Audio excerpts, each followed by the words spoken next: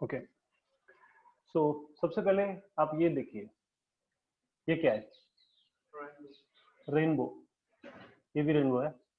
किस वजह से होता है? रेन ड्रॉप में आगे क्या?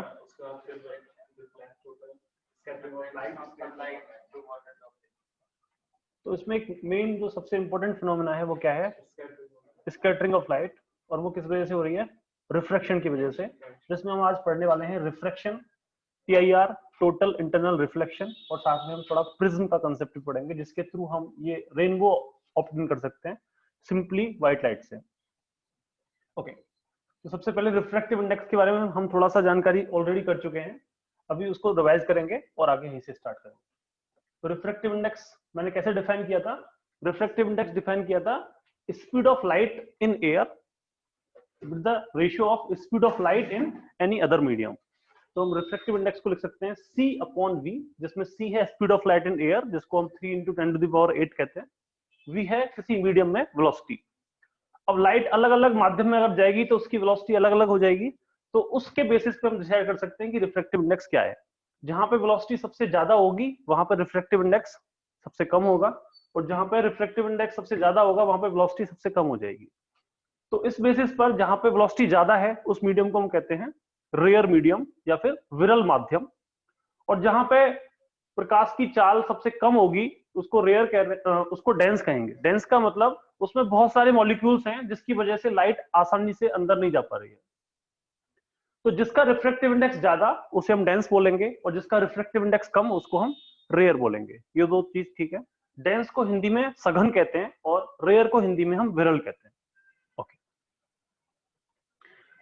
तो लाइट हो सकता है डेंस से रेयर की तरफ जाए, और दूसरा केस हो सकता है कि वो रेयर से डेंस की तरफ जाए।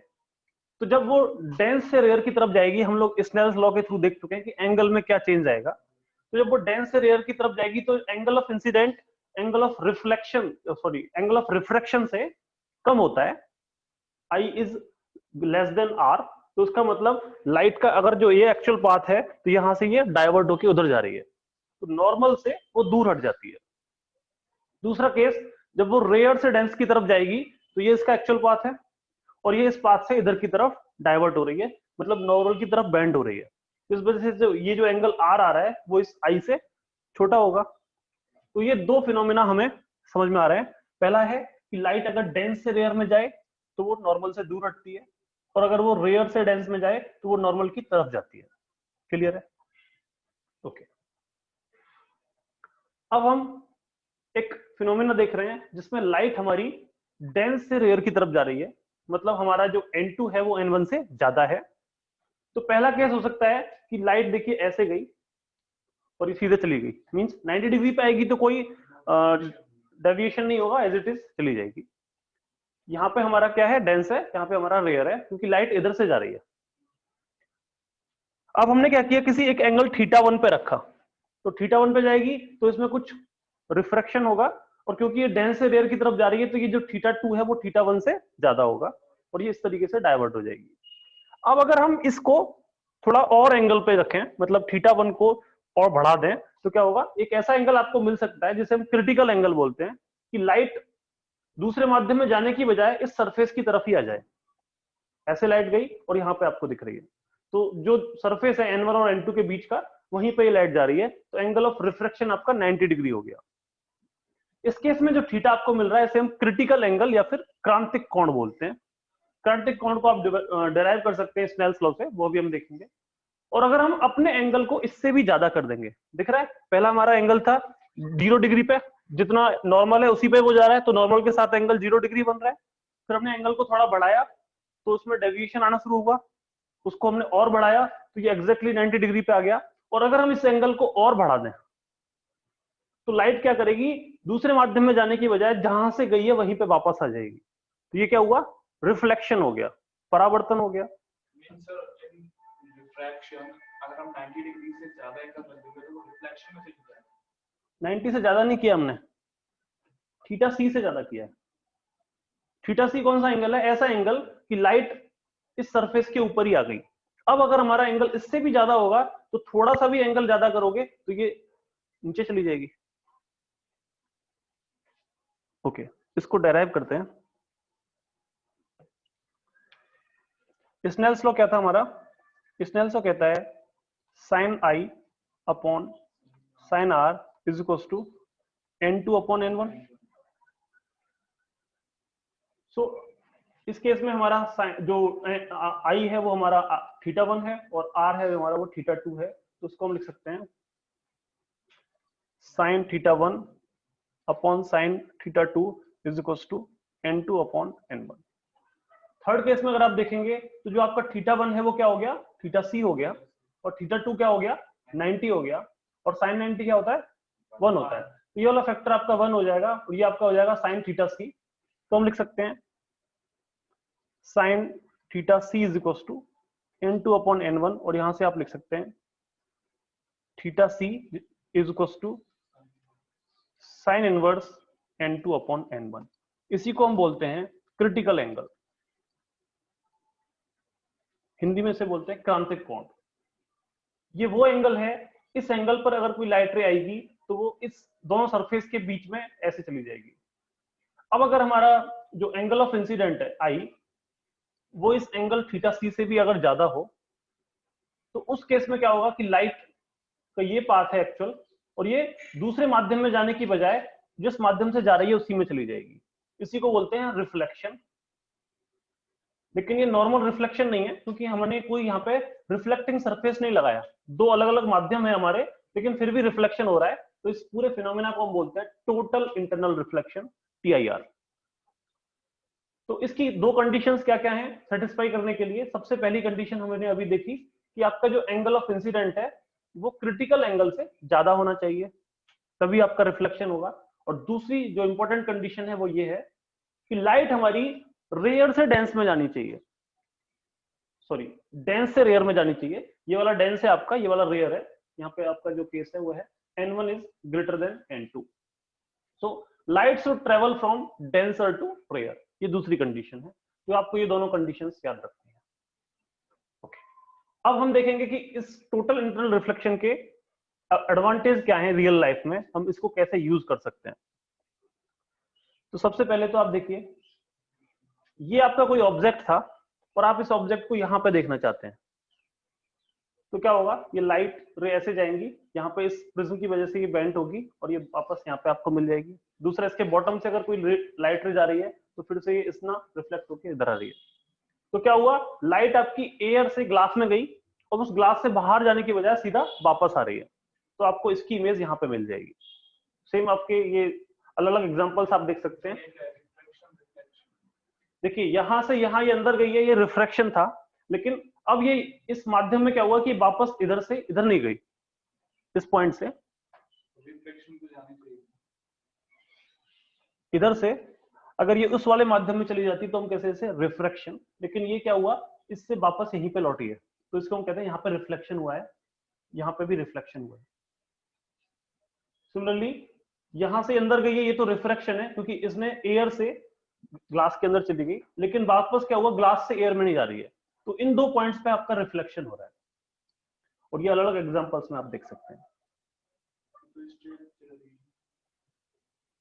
ये स्ट्रेट जा रही है, तो इसका मतलब ये नॉर्मल के साथ 0 डिग्री एंगल पे इंसिडेंट हुई है, तो इसलिए ये सीधा चली गई। लेकिन अगर ये आपका रिफ्लेक्शन का केस होता, सपोज मैंने एक प्लेन मिरर रख दिया और लाइट रे ऐसे 90 डिग्री पे आ रही है, तो क्या होता? ये एज इट इज वापस लौट जाती, ये इधर नहीं जाती। अगर लेकिन रिफ्रैक्शन की बात करेंगे तो लाइट रे अगर 90 डिग्री पे आएगी तो वो इसमें पार सीधा चली जाएगी, इसमें कोई डेविएशन नहीं आएगा। यस, ये मैंने आपको बताया था, मैं लिख देता हूँ फिर से। तो यहाँ पे मैं मीडियम लिख देता हूँ। तो अगर हम एयर की बात करेंगे तो इसका रिफ्रैक्टिव इंडेक्स मैंने आपको अराउंड 1 बताया था। अगर हम वाटर की बात करेंगे तो उसका रिफ्रैक्टिव इंडेक्स 4/3। सिमिलरली ग्लास की अगर हम बात करेंगे तो उसका रिफ्रैक्टिव इंडेक्स 3/2। तो सबसे ज्यादा जो रिफ्रैक्टिव इंडेक्स है वो एयर का होता है, और इसीलिए हमने जो रिफ्रैक्टिव इंडेक्स को डिफाइन किया था वो velocity of light in air divided by velocity of light in other medium divide किया था। तो ये वेलोसिटी सबसे ज्यादा होती है। ओके, अब ये दूसरा फिनोमेना आप देखिए, ये आपको डेजर्ट्स में ज्यादा दिखेगा। तो डेजर्ट्स में क्या हो रहा है कि आप यहां से देख रहे हो और ये आपका सन रेज आ रही है इस पे, तो सन रेज की वजह से जब ये इससे टकराएंगी तो यहाँ पे ग्राउंड की वजह से आपको एक रिफ्रैक्शन दिखाई देगा। जो टोटल इंटरनल रिफ्रैक्शन हो रहा है उसकी वजह से आपको क्या महसूस होगा कि जो इस ऑब्जेक्ट की इमेज है वो नीचे से आ रही है, और इसका मतलब आपको लगेगा कि यहाँ पे कहीं पानी होगा जिसकी वजह से उसकी इमेज बन रही है। इस फिनोमेना को हम कहते हैं मिराज। दूसरा आप देखिए डायमंड्स। डायमंड्स को इस तरीके से डिजाइन किया जाता है कि लाइट अगर उसके अंदर एक बार इंसर्ट हो जाए तो वो उसी के अंदर ट्रेवल करती रहती है, बाहर नहीं निकलती, और जब लाइट उसके अंदर ही ट्रेवल करती रहेगी तो वो आपको चमकीला दिखता है। तो वहां पे भी ये टोटल इंटरनल रिफ्लेक्शन का केस है। तो इसके कुछ एग्जांपल्स जो रियल लाइफ में हम यूज करते हैं, पहला है मेडिकल एंडोस्कोप। मींस आपके बॉडी के अंदर एक छोटा सा डिवाइस भेजते हैं जिससे डॉक्टर पता कर लेते हैं कि अंदर कोई प्रॉब्लम है कि नहीं। तो उसमें भी सेम यही टोटल इंटरनल रिफ्लेक्शन हो रहा होता है। वो कैसे होगा वो हम देखेंगे अभी। सिमिलरली फाइबर ऑप्टिक्स कम्युनिकेशन में भी हम यूज करते हैं। तो इसके लिए हम ये डायग्राम देखिए। ये आपका मेडिकल एंडोस्कोप भी हो सकता है या फिर ऑप्टिकल फाइबर भी हो सकता है।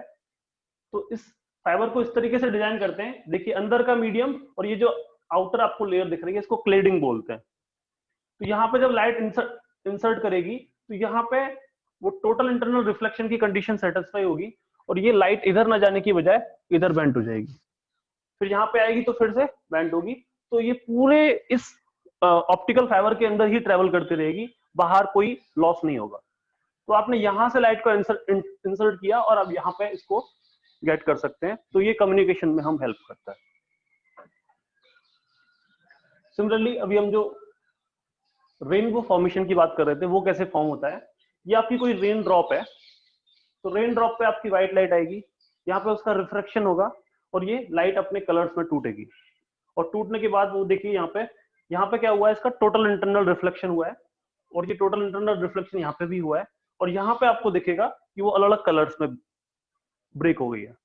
तो सिंपल व्हाइट लाइट थी और उसके सारे कलर्स आपको दिख रहे हैं। इस कंडीशन को सेटिस्फाई होने के लिए ये जो एंगल है कि सन की रेज का एंगल और आपके देखने का जो एंगल है, उन दोनों एंगल्स के बीच में वो 40 से लेके 42 के बीच में होना चाहिए। ये एंगल होगा तभी आपको वो दिखेगा। 40 एंगल पे आपको ब्लू लाइट दिखती है और 42 एंगल पे आपको रेड लाइट दिखती है। इन दो एंगल्स के बीच में ही दिखता है। ओके, एक और फिनोमेना जो आप रियल लाइफ में देखते हैं वो है प्रिज्म के थ्रू अगर आपने कोई व्हाइट लाइट को पास किया तो उस लाइट का डिस्पर्जन हो जाता है, वो अपने कलर्स में टूट जाती है। और इस तरीके से अगर आप इसे देखें तो आपको एक विवग्योर पैटर्न दिखेगा, नीचे वायलेट लाइट है, ऊपर रेड लाइट है। अब ये क्यों दिखता है, इसके पीछे भी आपका वही रीजन है, रिफ्रैक्शन ऑफ लाइट।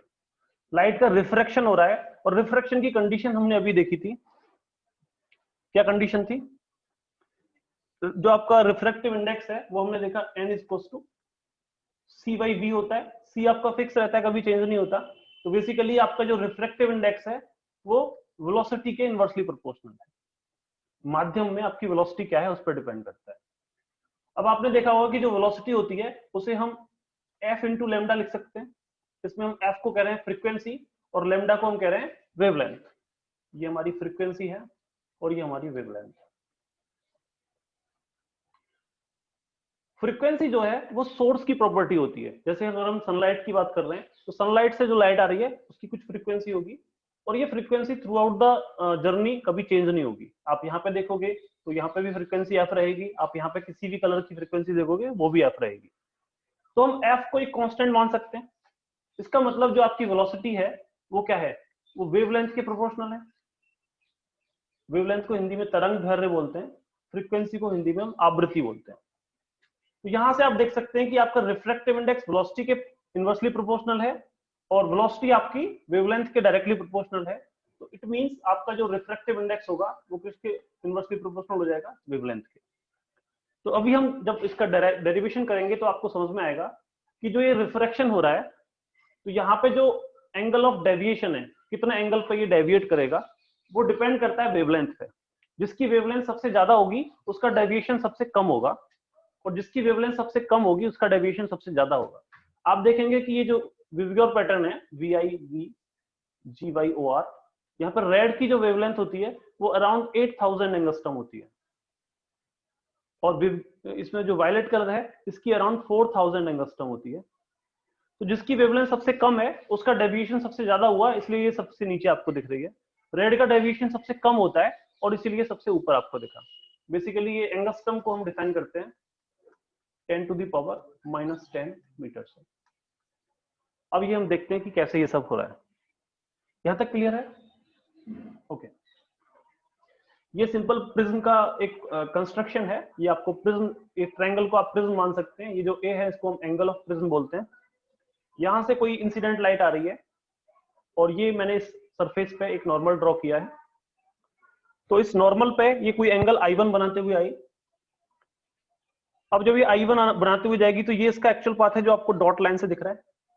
लेकिन अब क्योंकि ये एयर से एक ग्लास के अंदर एंटर कर रही है, एयर का रिफ्रैक्टिव इंडेक्स 1 होता है और ग्लास का रिफ्रैक्टिव इंडेक्स 1.5 होता है। तो इसका मतलब ये रेयर से डेंस माध्यम में जा रही है, तो ये नॉर्मल की तरफ झुकेगी। तो ये इसका एक्चुअल पाथ है और ये इसमें ये इतना झुकाव आ जाएगा। इस झुकाव को, इस डेविएशन को हम बोलते हैं डेल्टा 1। डेल्टा 1 मतलब डेविएशन थ्रू फर्स्ट सरफेस। और जो नॉर्मल के साथ एंगल बनाएगी वो R1 होगा और ये इस तरीके से आपकी जा रही है। क्लियर है? ओके। अब ये यहाँ पे इस वाले सरफेस पर टकराएगी। अब इस सरफेस पर अगर आप देखेंगे तो इधर अंदर आपका डेंस है और बाहर आपका रेयर है, और इस बार ये डेंस से रेयर की तरफ जा रही है। और जब लाइट रे डेंस से रेयर की तरफ जाती है, ये R2 ये रे है आपकी, और ये डेंस से रेयर की तरफ जाएगी तो जो नॉर्मल है उससे दूर हटेगी। तो इस तरीके से आपको ये जाती हुई दिखेगी। ये डायग्राम क्लियर है सभी को? लाइट रे इस तरीके से आई, ये आपका नॉर्मल है।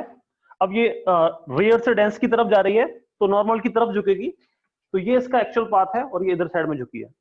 फिर इधर आ रही है तो यहाँ पे ये डेंस से रेयर की तरफ जा रही है, तो इस बार ये नॉर्मल से दूर हटेगी। ये आपका नॉर्मल है, तो ये इससे इधर जाने की बजाय इधर जा रही है।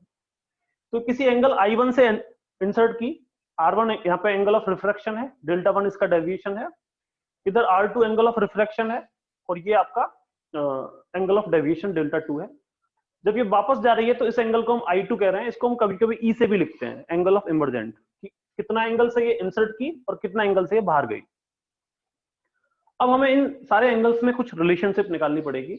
अगर हम ओवरऑल प्रिज्म की बात करें तो ये लाइट आपकी एक्चुअल थी जो इस प्रिज्म में एंटर की, और इस प्रिज्म के बाहर जो जा रही है वो ये लाइट है। तो इन दोनों को अगर आप देखेंगे तो इसमें जो ओवरऑल डेविएशन आया तो ये आपकी एक्चुअल लाइट थी और उसमें इतना डेविएशन आ गया इस पूरे प्रिज्म की वजह से। तो इसको हम डेल्टा से रिप्रेजेंट करते हैं। ओके। आपको पता है कि कुछ वर्टिकली अपोजिट एंगल्स होते हैं। इसका मतलब अगर ये एंगल आपका 1 है और ये एंगल अगर आपका 2 है तो इनको हम वर्टिकली अपोजिट एंगल बोलेंगे और ये आपस में इक्वल होते हैं। इस कंडीशन को अगर हम यहाँ पे सेटिस्फाई कराएं तो इस साइड में एंगल I1 है और इस साइड में एंगल क्या है, R1 प्लस डेल्टा 1। इसका मतलब हम लिख सकते हैं I1 equals to R1 plus delta 1। Similarly अगर आप यहाँ पे भी वर्टिकली अपोजिट एंगल लिखें तो आप लिख सकते हैं I2, या फिर इसे आप E लिख सकते हैं। तो आप लिखेंगे E is equals to R2 plus delta 2। ये क्लियर है? ओके। ये एंगल आपका कितना होगा, 90 डिग्री, क्योंकि हमने एक नॉर्मल ड्रॉ किया है। सिमिलरली ये एंगल भी आपका 90 डिग्री होगा, यहाँ पे भी एक नॉर्मल ड्रॉ किया है। ये आपका, अगर आप इस ट्रायंगल की बात कर रहे हैं, ट्रायंगल P, Q और N की, तो इस तीनों एंगल्स का सम 180 होना चाहिए। तो आप लिख सकते हैं R1 plus R2 plus N is equal to 180 degree triangle P, Q और N में। So R1 plus R2 plus N is equals to 180 degree. उसी तरीके से अगर आप इस ट्रायंगल की बात करेंगे, ट्रायंगल M, P और Q की, तो आपने एक्सटीरियर एंगल प्रॉपर्टी देखी है। एक्सटीरियर एंगल प्रॉपर्टी कहती है कि ये जो एक्सटीरियर एंगल है वो इन दो इंटरनल एंगल्स के सम के बराबर होगा। तो आप लिख सकते हैं delta equals to delta 1 plus delta 2।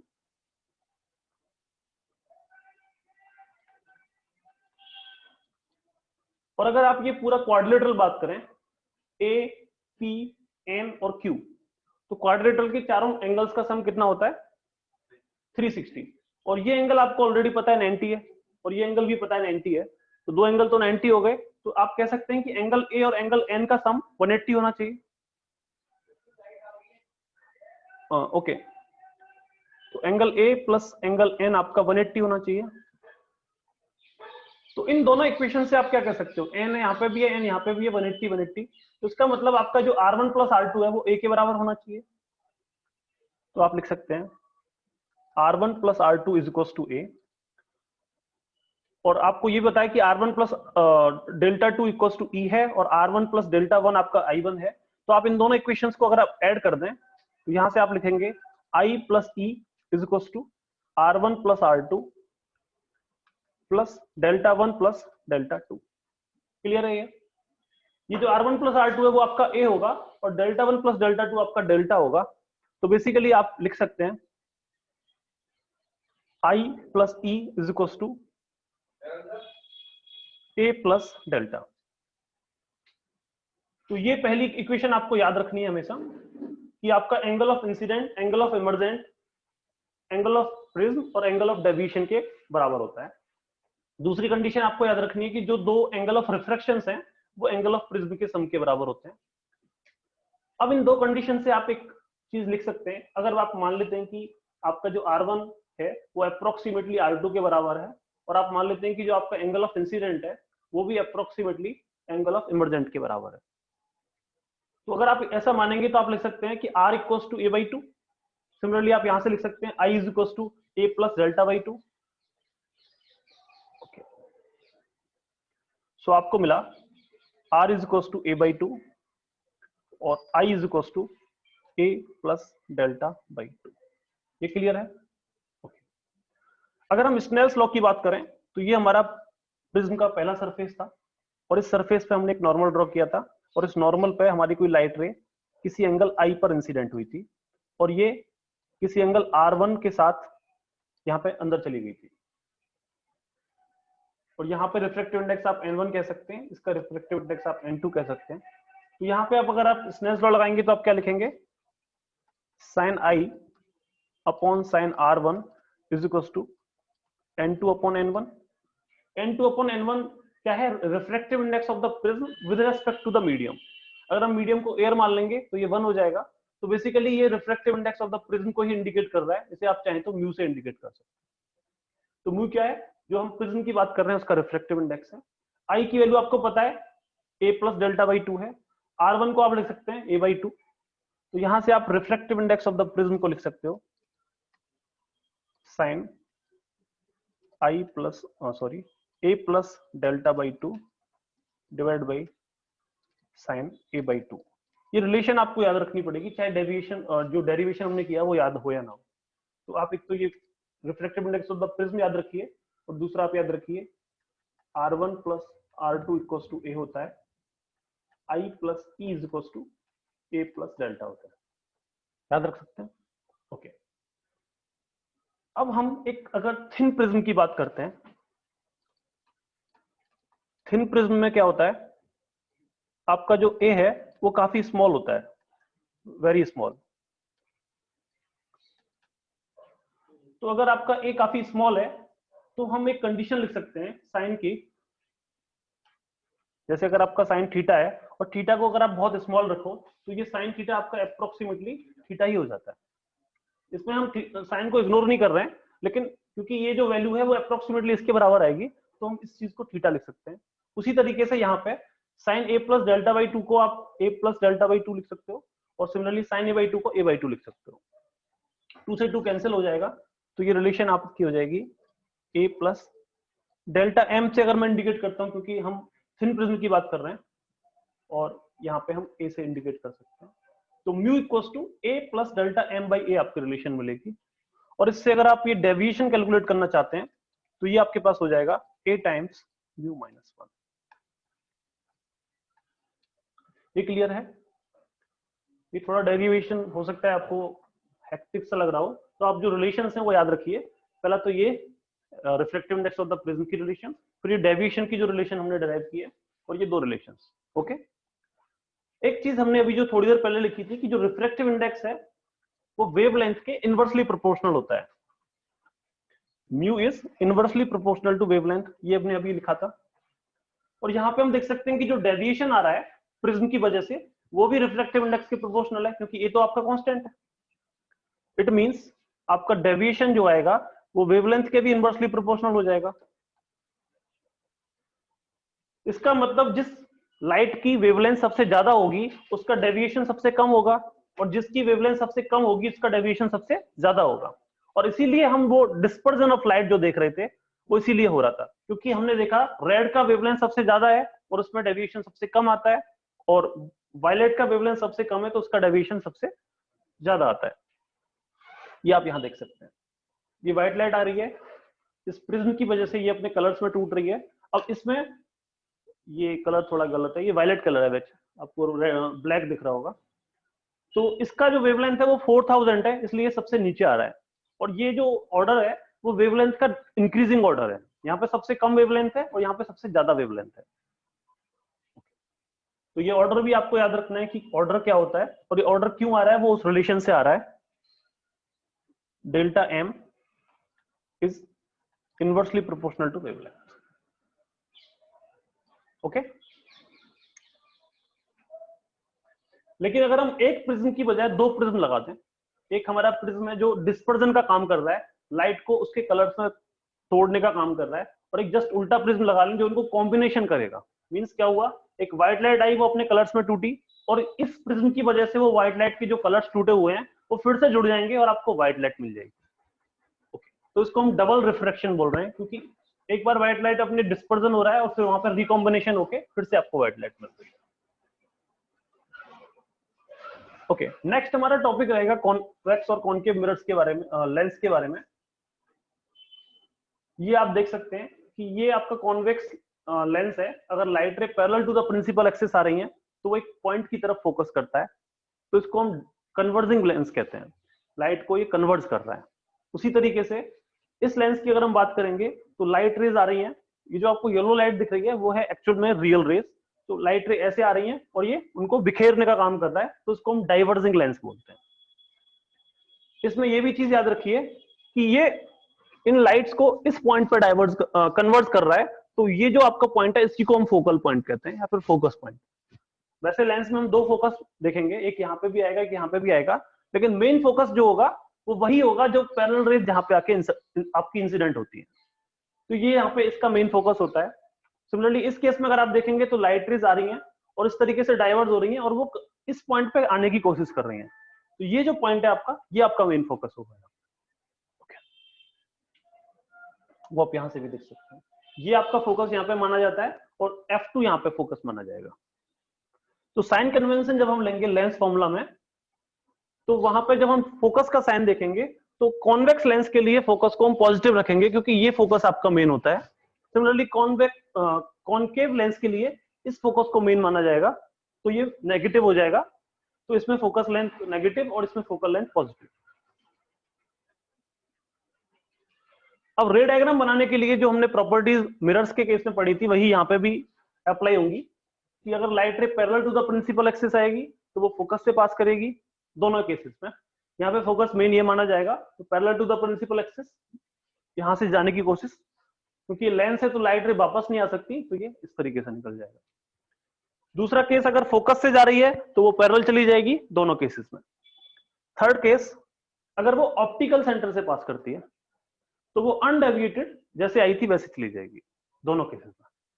Sir पिछले वाले केसेस में जो कॉनकेव लेंस का हमने करा है वो हमने F2 पे क्यों नहीं करा? जैसे हमने लिया तो हमने इमेजिनरी लाइन है जो पीछे वो डाइवर्स हो गया ना, मतलब आगे हाँ हमने लिया इमेजिनरी लाइन है, राइट। इमेजिनरी लाइन हमने वो राइट साइड क्यों लिया, लेफ्ट साइड क्यों लिया?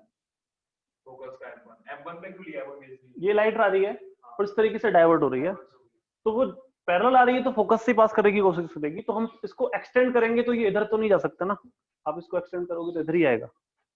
दूसरा आप ऐसे भी मान सकते हैं याद रखने के लिए कि लाइट जिस सरफेस पे सबसे पहले इंसर्ट होती है, यहाँ पे इंसिडेंट हुई है, तो इस सरफेस का अगर आप स्फीयर पूरा करोगे तो इस तरीके से आएगा। तो इस स्फीयर का जो सेंटर होगा वो कहीं यहाँ पे होगा, ये थोड़ा सर्कल बन नहीं पाया, इसका सेंटर कहीं यहाँ पे आएगा, तो उसका फोकस यहाँ पे आपको मिल जाएगा, तो ये आपका मेन फोकस होगा। सिमिलरली यहाँ पे अगर आप देखोगे तो ये लाइट सबसे पहले इस सरफेस पे आ रही है और इस सरफेस का अगर आप स्फीयर पूरा करोगे तो उसका सेंटर यहाँ पे आएगा और उसका फोकस यहाँ पे होगा। तो फर्स्ट सरफेस से आपको चेक करना होगा। क्लियर है? ये भी क्लियर है? अगर ऑप्टिकल सेंटर से आएगी तो एज इट इज पास हो जाएगी। ये कुछ इमेज फॉर्मेशन है कॉन्वेक्स लेंस के थ्रू। पहला केस, अगर हम इनफाइनाइट पे ऑब्जेक्ट को रखते हैं तो parallel to the principal axis आएंगी, फोकस से पास करेंगे। दूसरा केस, अगर हम उसको 2f1 से थोड़ा इधर रखेंगे, इस केस में, तो वो आपकी जो इमेज बनेगी वो f2 और 2f2 के बीच में बनेगी और इन्वर्टेड बनेगी। तो यहाँ पे आप जो प्रॉपर्टीज हैं वो कुछ इस तरीके से याद रखिए कि मान लीजिए ये आपका कोई भी लेंस है। अब ये लेंस जरूरी नहीं है कॉन्वेक्स हो, कॉनकेव भी हो सकता है। अगर आपका ऑब्जेक्ट यहाँ रखा है और अगर आपकी इमेज यहाँ बन रही है, ये आपका ऑब्जेक्ट है और ये आपकी इमेज है, तो इसकी प्रॉपर्टीज होंगी, ये रियल होगी और ये इन्वर्टेड होगी, वास्तविक और उल्टी। दूसरा केस, अगर आपका लेंस यहाँ पे है, ऑब्जेक्ट यहाँ पे है और इमेज भी यहीं पे बनती है, जिस साइड में ऑब्जेक्ट है उसी साइड में इमेज बनती है, तो इस इमेज की प्रॉपर्टीज होंगी वर्चुअल एंड इरेक्ट। हिंदी में इसको बोलते हैं आभासी और उल्टी। तो ये दो प्रॉपर्टीज आप याद रखिए। तो अगर आप पहला केस की बात करेंगे तो यहाँ पे आपकी इमेज बनी थी, तो कैसी होगी? Real and inverted. सिमिलरली यहाँ पे आप देखेंगे तो यहाँ पे इमेज बन रही है। थर्ड केस में जब आप 2f1 पे रखेंगे तो वो 2f2 पे ही बनेगी, तो ये सेम साइज की होगी और रियल और इन्वर्टेड होगी। सिमिलरली यहाँ पे भी जब आप 2f1 और f1 के बीच में रखते हैं तो ये 2f2 से उधर बनती है और फिर से लेंस के अगर इधर आपकी इमेज बनेगी तो आपको लिखना होगा रियल एंड इन्वर्टेड, अगर लेंस के लेफ्ट साइड में बनेगी तो आपको लिखना होगा वर्चुअल एंड इरेक्ट। अगर आप f1 पे रखेंगे तो वो इनफाइनाइट पे बनेगी और रियल एंड इन्वर्टेड होगी। लेकिन अगर आप f1 और इस ऑप्टिकल सेंटर के बीच में रख देंगे, जैसा कि यहाँ पे रखा हुआ है, तो आपकी जो इमेज बनेगी वो इस साइड में ही बनेगी, तो इसको हम बोलेंगे वर्चुअल एंड इरेक्ट। तो लेंस के केस में डिफरेंट टाइप्स ऑफ इमेज आपकी बन सकती है। पॉइंट साइज की, कॉन्वेक्स लेंस के केस में ऑब्जेक्ट से छोटी, यहाँ पे देखिए जितना बड़ा ऑब्जेक्ट है उतने ही साइज की, और लास्ट केस ऑब्जेक्ट से काफी बड़ी, और ये इनफाइनाइट वाला केस देखेंगे तो और भी ज्यादा बड़ी हो जाएगी। वर्चुअल इमेज जब बनेगी तो वो भी ऑब्जेक्ट से बड़ी ही बनती है। यहाँ पे ये आप इस टेबल के थ्रू समझ सकते हैं। इनफाइनाइट पे रखेंगे तो फोकस पे बनेगी, हाईली डिमिनिश्ड होगी, रियल एंड इन्वर्टेड होगी। बियॉन्ड 2f1 तो f2 और 2f2 के बीच में बनेगी। 2f1 पे रखेंगे तो 2f2 पे बनेगी। f1 और 2f1 के बीच में तो बियॉन्ड 2f2 हो जाएगा। f1 पे रखेंगे तो इनफाइनाइट पे बनेगी। और अगर हम ऑप्टिकल सेंटर और फोकस के बीच में रखेंगे तब वो आपकी वर्चुअल इमेज होगी, जो कि लेंस के ऑब्जेक्ट की साइड में बनेगी। क्लियर है? इसमें कुछ डाउट? ओके। नेक्स्ट है हमारा कॉनकेव लेंस। तो कॉनकेव लेंस में केवल दो ही इमेज बनेंगी, एक इनफाइनाइट पे रखते हैं तो फोकस पे आपकी बनेगी, और दूसरा अगर हम थोड़ा पास लेके आते हैं तो आपको यहाँ पे दिखेगी। दोनों केसेस में जो इमेज बन रही है वो ऑब्जेक्ट की साइड में बन रही है, तो कैसी होगी? वर्चुअल एंड इरेक्ट, आभासी और सीधी। लेकिन इस केस में जो इमेज बनती है वो हमेशा ऑब्जेक्ट से छोटी होती है। आप पॉइंट साइज की देख सकते हैं या फिर और छोटी। लेकिन हमने जो कॉन्वेक्स केस में देखा था वहां पे कुछ अलग अलग साइज की हो सकती हैं, पॉइंट साइज की हो सकती है, ऑब्जेक्ट के बराबर हो सकती है, बड़ी भी हो सकती है और वर्चुअल भी हो सकती है। क्लियर है? ओके। ये कॉनकेव लेंस का केस है कि अगर इन्फिनिटी पे रखते हैं तो f1 पे बनेगी, ऑप्टिकल सेंटर और इन्फिनिटी के बीच में रखते हैं तो वो f1 और ऑप्टिकल सेंटर के बीच में बनती है। ओके। अब यहाँ पे हम दो फॉर्मूले पढ़ने वाले हैं। पहला है लेंस फॉर्मूला। जो मिरर फॉर्मूला हमने पढ़ा था, बस वहां पे प्लस की जगह माइनस कर देंगे तो आपको लेंस फॉर्मूला मिल जाएगा। 1/v minus 1/u equals to 1/f। v हमने देखा था इमेज की डिस्टेंस होती है, u हमारा ऑब्जेक्ट की डिस्टेंस और f फोकल डिस्टेंस होती है। सिमिलरली मैग्निफिकेशन, जिसको हम कहते हैं कि हिंदी में हम आवर्धन बोलते हैं, कि मतलब हमारी इमेज में कितना मैग्नीफाई हुआ, तो इसको बोलते हैं height of the image upon height of the object, hi upon ho आप इसे लिख सकते हैं। तो इसको अगर हम डिस्टेंस के बेसिस पे लिखें तो इसे हम v अपॉन u लिखते हैं। वहां पे माइनस v अपॉन u था, यहाँ पे प्लस का v अपॉन u रहेगा। ये क्लियर है? Okay. Sign convention as it is वैसा ही रहेगा जैसा हमने वहां देखा था, उसको आप यहां से समझ सकते हैं।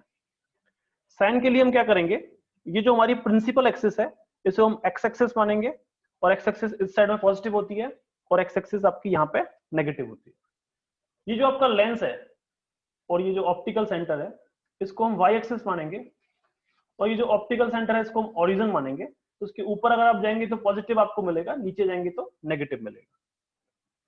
तो जो डिस्टेंसेस आपकी लेफ्ट साइड में होंगे उनको हम नेगेटिव कहेंगे, जो आपकी राइट साइड में होंगी उनको हम पॉजिटिव कहेंगे। सिमिलरली आप ऊपर जाओगे तो पॉजिटिव, नीचे जाओगे तो नेगेटिव।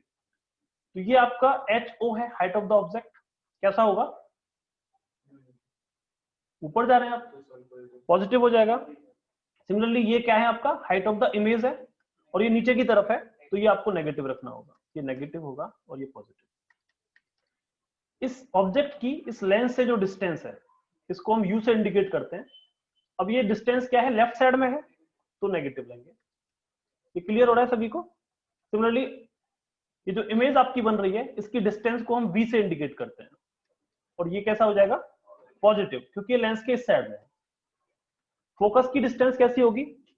पॉजिटिव या नेगेटिव? फोकस यहाँ पे भी है, फोकस यहाँ पे भी है, लेकिन कॉन्वेक्स के केस में हमें इस फोकस को मेन मानना होगा, और इसलिए हम इसको ये काउंट करेंगे और ये पॉजिटिव हो जाएगा। ओके, इसको रिवाइज करने के लिए आप इस डायग्राम में बताइए, ये लास्ट डायग्राम में मैं एक एक करके पूछूंगा, आप बताएंगे। HO क्या होगा? आप लास्ट में बताइए। यस, ऑब्जेक्ट आपका ये है और ये HO है। अब ये एक्सिस से ऊपर जा रहे हैं आप, तो ये पॉजिटिव हो जाएगा। सिंपल, आप ये कोऑर्डिनेट ज्योमेट्री याद रखिए कि ये आपकी एक्स एक्सिस होती है, ये आपकी वाई एक्सिस होती है। ये यहाँ पे पॉजिटिव होता है, ये यहाँ पे नेगेटिव होता है, ये यहाँ पे पॉजिटिव, ये यहाँ पे नेगेटिव। अब आप बताइए HI क्या होगा? HI भी पॉजिटिव हो जाएगा, क्योंकि ये भी प्रिंसिपल एक्सिस से ऊपर जा रहा है। U क्या होगा? U नेगेटिव होगा, क्योंकि ऑब्जेक्ट आपका इस साइड में है, तो U आपका नेगेटिव हो जाएगा। आप बताइए V क्या होगा? V पॉजिटिव, इमेज आपकी यहाँ पे है, तो ये आपका V है। क्लियर है? पीछे V समझ में आ रहा है? नहीं आ रहा? V क्या होता है? V होती है आपकी इमेज की डिस्टेंस। इमेज आपकी यहाँ पे बन रही है, तो आप देखोगे कि आप इस ओरिजिन से किस साइड में हो, तो इधर साइड में आपको आना पड़ेगा, तो नेगेटिव डिस्टेंस हो जाएगी। तो इसलिए आपको V को नेगेटिव लेना होगा। लेकिन अगर आप प्रीवियस केसेस में देखते हैं, जैसे कि आप मान लीजिए यहाँ पे देखते हैं, तो ये आपका ऑब्जेक्ट है, इमेज आपकी यहाँ बन रही है, तो इमेज जो बन रही है उसकी जो V डिस्टेंस है वो ओरिजिन से आपको इधर जाना पड़ेगा। तो अगर आप ओरिजिन से इधर जाओगे तो आपको प्लस लिखना पड़ेगा, और अगर आप इधर जाओगे तो माइनस लिखना पड़ेगा। तो U के लिए आपको इधर जाना पड़ेगा तो नेगेटिव, V के लिए आपको इधर जाना पड़ेगा तो पॉजिटिव।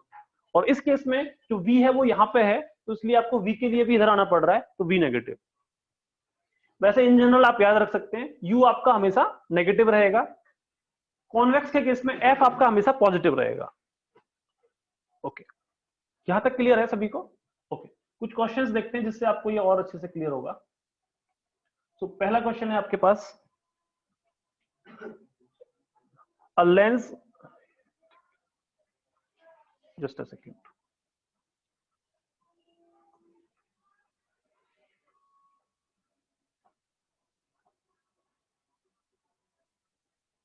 अभी दिख रहा है? A concave lens has focal length of 15 centimeter. At what distance should the object from the lens be placed so that it forms an image of 10 centimeter from the lens? Means आपको focal length दे रखी है, F दे रखा है, आपको V दे रखा है, आपकी image 10 centimetre दूरी पे बन रही है, तो आपको V दे रखा है, आपको U पूछा गया है, और बाद में पूछा है कि मैग्निफिकेशन क्या होगा। उससे पहले आपको देखिए कि V का साइन कैसा लेंगे।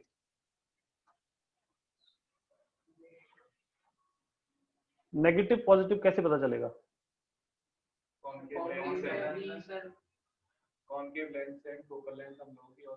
तो कॉनकेव लेंस है तो उसमें हमेशा इमेज कैसी बनेगी? वर्चुअल एंड इरेक्ट, और उसके लिए हम हमेशा कैसा लेंगे?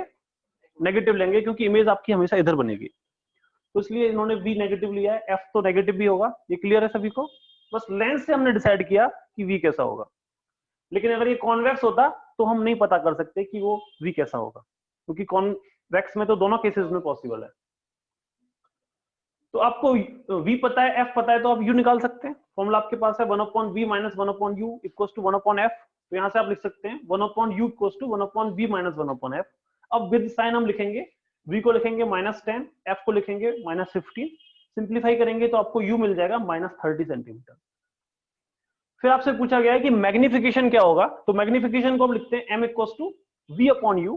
तो V आपको पता है, U आपको पता है, तो आप मैग्निफिकेशन कैलकुलेट कर सकते हैं। क्लियर है?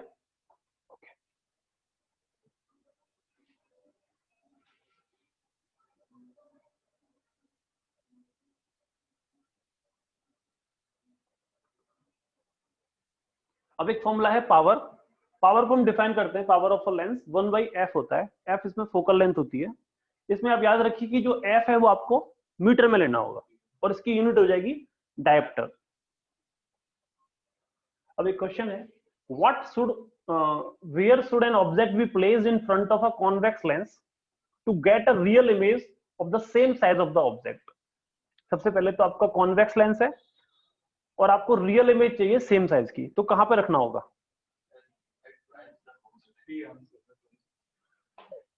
Eight twice the focal length. ये क्लियर है सभी को? हमने देखा था कि जब हम 2f1 पे रखते हैं तो वो 2f2 पे बनती है और सेम साइज की बनती है, तो इसका आंसर हो जाएगा आपका बी। नेक्स्ट क्वेश्चन देखिए, a spherical mirror and a thin spherical lens have each a focal length of -15 centimetre. दोनों की फोकल लेंथ -15 सेंटीमीटर है। आपसे पूछा गया है कि इनमें से लेंस कौन सा है और मिरर कौन सा है। कॉनकेव क्या, लेंस या मिरर? बस आपको इतना दे रखा है, f is equal to -15 centimetre. D, mirror आपका कॉन्वेक्स है और लेंस आपका कॉनकेव है, ये कह रहे हैं। ओके, देख लेते हैं। सबसे पहले हम मिरर्स की बात करते हैं। ये आपका कौन सा मिरर है? कॉनकेव, इसको हिंदी में अवतल कहते हैं। ये अवतल दर्पण है, तो इसका अगर आप सर्कल पूरा करोगे तो इस साइड में आएगा, तो उसकी जो फोकल लेंथ होगी वो लेफ्ट साइड में होगी। ये आपका फोकल लेंथ होगी, कैसी होगी? नेगेटिव या पॉजिटिव? ये आप ओरिजिन मानिए, इसके आपको इधर आना है तो नेगेटिव होगा। तो एफ आपका नेगेटिव हो गया कॉनकेव के केस में, कॉनकेव मिरर के केस में। अगर आप कॉन्वेक्स मिरर देखेंगे तो ये कुछ ऐसा आएगा, तो इसका फोकस आपको यहां मिलेगा, तो इसका फोकस पॉजिटिव हो जाएगा। अब लेंस की अगर हम बात करेंगे तो ये आपका कॉन्वेक्स लेंस है और इसकी फोकल लेंथ अभी हमने देखी थी, यहाँ पे हम इसको मानेंगे तो ये पॉजिटिव हो जाएगी। सिमिलरली लास्ट आपका है कॉनकेव, कॉनकेव की फोकल लेंथ हमारी यहाँ पे होगी और ये कैसी हो जाएगी? नेगेटिव। तो कॉनकेव मिरर और कॉनकेव लेंस दोनों केसेस में आपकी जो फोकल लेंथ है वो नेगेटिव होती है। कॉन्वेक्स मिरर और कॉन्वेक्स लेंस दोनों केसेस में फोकल लेंथ पॉजिटिव होती है, ये आपको याद रखना है। तो आंसर हो जाएगा बोथ कॉनकेव। आपको ये 15 से कोई मतलब नहीं था, बस आपको इस 15 का साइन देखना था, नेगेटिव। फोकल लेंथ नेगेटिव मतलब कॉनकेव। नेक्स्ट क्वेश्चन देखिए, no matter how far you stand from a mirror your image appears erect. आप दर्पण से कितना भी दूर खड़े हो जाओ, आपकी जो प्रतिबिंब है वो हमेशा इरेक्ट मतलब सीधा दिखता है। आपका सर ऊपर है तो सर ऊपर ही दिखता है, पैर नीचे है तो पैर नीचे ही दिखता है। तो आपका कौन सा मिरर है? Convex mirror. और कोई आंसर? प्लेन भी तो हो सकता है, तो प्लेन और कॉन्वेक्स दोनों हो सकते हैं, तो आंसर हो जाएगा डी। ये क्लियर है ना? क्योंकि कॉन्वेक्स मिरर के केस में हमने देखा था कि दो तरीके की इमेज बनती हैं और दोनों छोटी बनती हैं और वर्चुअल एंड डायरेक्ट बनती हैं। क्लियर है ये? तो इसका आंसर ना तो केवल प्लेन होगा और ना ही केवल कॉन्वेक्स होगा, दोनों होगा, तो डी आंसर होगा।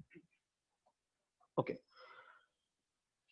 तो ये हमने आज केवल दो तरीके के लेंस पढ़े, एक कॉन्वेक्स लेंस पढ़ा और एक कॉनकेव लेंस पढ़ा, जिसको हम बाई कॉन्वेक्स और बाई कॉनकेव भी कह सकते हैं। लेकिन और भी डिफरेंट टाइप के लेंसेज होते हैं, जैसे कि एक साइड में कॉन्वेक्स हो एक साइड में प्लेन हो, ये आपको दिख रहा है, इसको हम प्लेनो कॉन्वेक्स कह सकते हैं। दोनों साइड में कॉन्वेक्स हो, देखो इस साइड का सरफेस, इसको हम कन्वर्जिंग मिनिस्कस कह सकते हैं या फिर कॉन्वेक्सो कॉन्वेक्स कह सकते हैं। यहाँ पे देखिए, एक साइड में प्लेन है और एक साइड में कॉनकेव सरफेस है, इसको प्लेनो कॉनकेव कह सकते हैं। सिमिलरली दोनों साइड में कॉनकेव सरफेस हो सकते हैं। तो डिफरेंट टाइप्स ऑफ लेंसेज हो सकते हैं, उनके साथ हम कैसे डील करेंगे, उनकी फोकल लेंथ कैसे कैलकुलेट करेंगे, वो हम नेक्स्ट क्लास में पढ़ने वाले हैं। और वहां पे हम डिस्कस करेंगे लेंस मेकर फॉर्मूला के बारे में, कि कैसे हम डिफरेंट टाइप्स के लेंस डिजाइन कर सकते हैं, क्या वो पैरामीटर्स होंगे जिसके बेसिस पे हम डिजाइन करेंगे, ये हम डिस्कस करेंगे। आज के लिए इतना ही है, थैंक यू।